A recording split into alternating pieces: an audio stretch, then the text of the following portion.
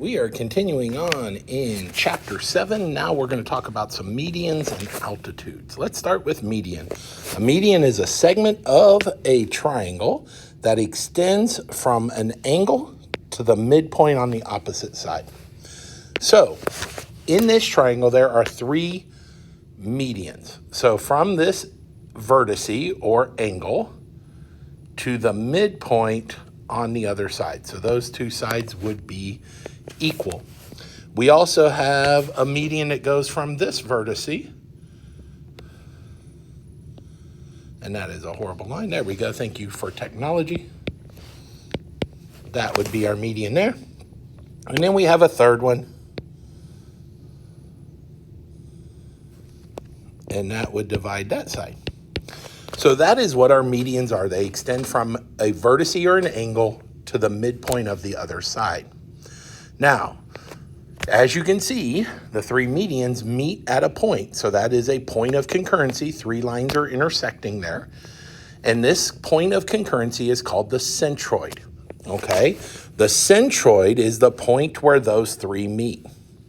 So if I draw those in again here real quick.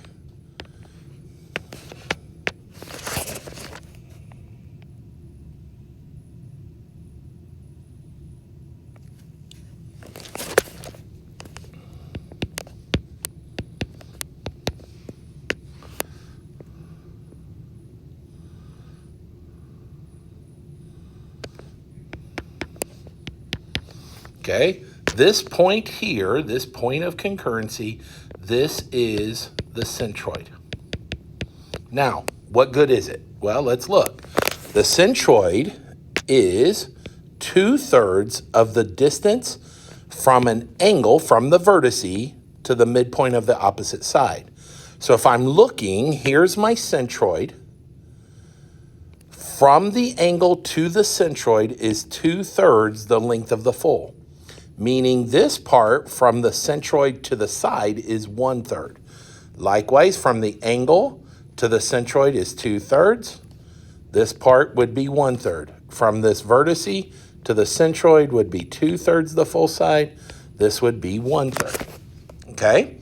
So here's an example. If I know what the full length of AC is, then I know that AB would equal 2/3 times the full measurement of AC. I also know then that BC would equal 1/3 the full length of AC. So what we can do here is using those two ideas, we can be able to solve for any two of the three pieces given one of the other. Okay, so if we look at this, here's an example. We know that P is the centroid, and I know that BF, that full length, BF, this full length here, that full length is 12. So how do I find BP? Well, we know BP is 2/3 of that full length of 12, and 2/3 of 12 is 8. We also know that PF is 1/3 of 12, and that would be 4. Okay? Now, on the second one here, we know AP. So we know this measurement here, and we know that is 22. And we are going to try and find PE and AE. So if we set up our equation then, here's what we know. We know that AP is equal to 2/3 the length of AE. Well, I know AP is 22.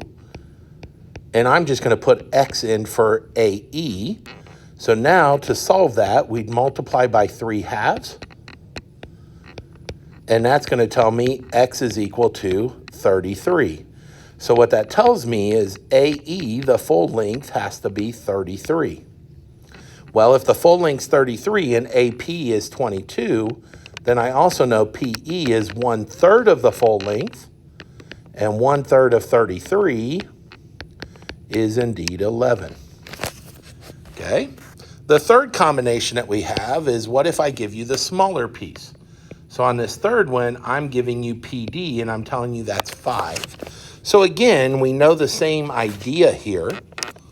We know that the smaller length, PD, is equal to 1/3 of the full length of CD? Well, we know PD is 5, and we'll call that X. Well, if we multiply by 3 to both sides, we get 15 is equal to CD.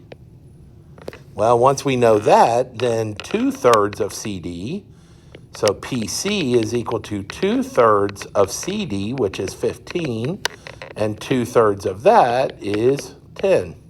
So that's how we use that centroid to find the missing pieces inside of that triangle. The next thing we're going to talk about is an altitude. An altitude is a line that extends through an angle.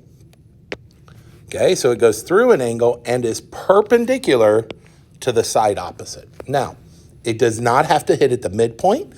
There's no specific place it has to hit. It just has to be perpendicular. So if I look at this top angle and I drop down, here would be my altitude. Okay, there's others in here. So if I take this angle and I go up,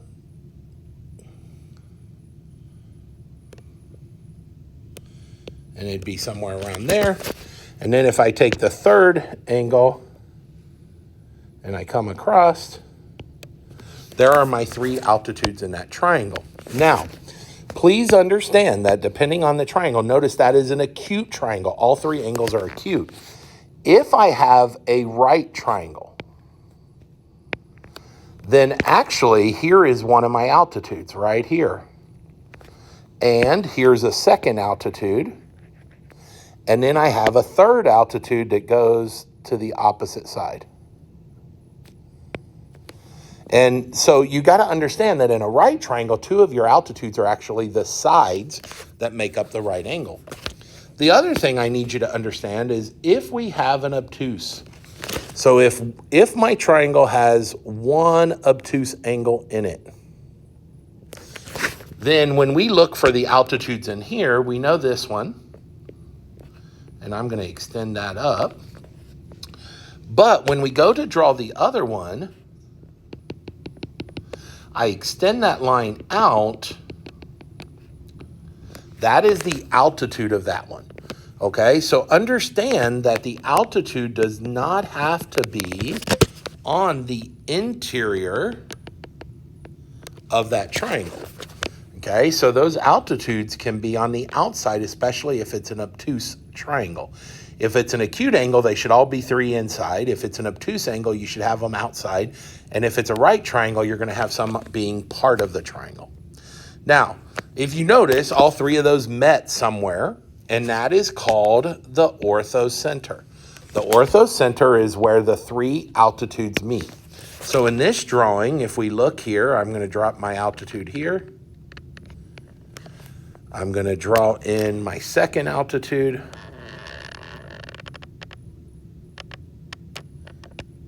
And then I'm going to draw in my third altitude.